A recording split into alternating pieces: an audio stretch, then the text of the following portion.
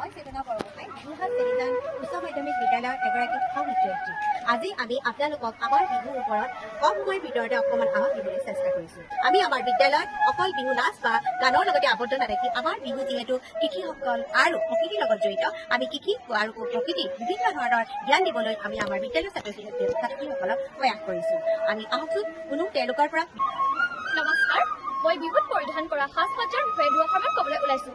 এয়া বিহুত মই পিন্ধা মুঠিখাৰু পৰিধান কৰিছোঁ, এয়া মুগা ৰিহা পৰিধান কৰিছোঁ আৰু মই এয়া মুগা মেখেলা পৰিধান কৰিছোঁ। এয়া মই ডিঙিত জোনবিৰি আৰু ঢোলবিৰি পৰিধান কৰিছোঁ আৰু মই ফুট লৈছোঁ আৰু এয়া মই খোপাত কপৌ সোমাইছোঁ। ধন্যবাদ।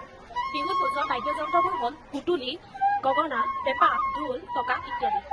বিহুৰ লগত জড়িত কৃষিভিত্তিক বিষয় সজোৱা হৈছে মৌ, নাঙল, কোৰ ইত্যাদি। বিহুত সাধাৰণতে খোপাটো নেঘেৰি খোপা বুলি কোৱা হয় আৰু যিটো ফুট এইটো ভুই ফুট বুলি কোৱা হয়। আমাৰ যিসকল ৰোৱনী আছিলে তেওঁলোকে বিহু মাৰিবলৈ যাওঁতে পটককৈ এটা ডাঙৰ ফুট লয়, সেইকাৰণে এই ফুটটো ভুই ফুট বুলি কয়। আৰু যিটো মুখত ৰং সানে এইটো বন্ধনখুৰি ৰং সানা হয়। আৰু খোপাত সাধাৰণতে বতৰৰ যিকোনো ফুল লগালেই হ'ল, সেই ফুল কোনো বাধ্যবাধকতা নাই আৰু কোনো ধৰণৰ আমি বজাৰত পোৱা ফুল সাধাৰণতে নামাৰিলে ভাল হয়। আমাৰ বতৰৰ নানান ধৰণৰ কপৌ বা তগৰ বা গোলাপ ফুল বা যিকোনো ফুল ব্যৱহাৰ কৰিব পাৰে। গছৰ পাতো সাধাৰণতে মূৰত ব্যৱহাৰ কৰিব পাৰে। আৰু বিহুত ব্যৱহাৰ কৰা জেতুকা আৰু কপৌ ফুলৰ বহুত গুণাগুণ আছে। জেতুকা সানিলে আমাৰ বিভিন্ন ধৰণৰ খজুৱতি বা আদিকে ধৰি বিভিন্ন ধৰণৰ ৰোগ নিৰাময় হয়। সেইদৰে আমি বিহুত মাহ হালধি ব্যৱহাৰ কৰিলে আমাৰ খজুৱতি পৰা আদি কৰি নানান চৰ্মৰ ৰোগ আমাৰ নাইকিয়া হয়। সেইদৰে আমি মূৰত পৰা কপৌ ফুল বা মূৰত লগালে মূৰ ঘূৰণি তথা উকলি নাইকিয়া হয় বুলি আমাৰ পূৰ্বপুৰুষসকলে আমাক ব্যক্ত কৰে। বিহুত সাধাৰণতে আমি ব্যৱহাৰ কৰা ভংগীমা দুটাই, এটা হৈছে হাত মেলি নচা আৰু এটা হৈছে কঁকালত ধৰি নচা। আৰু এতিয়া আমি সুন্দৰ দেখিবৰ কাৰণে আমি হাত মেলি, ইয়াত ধৰি, খোপাত ধৰি বিভিন্ন ধৰণে এনেদৰে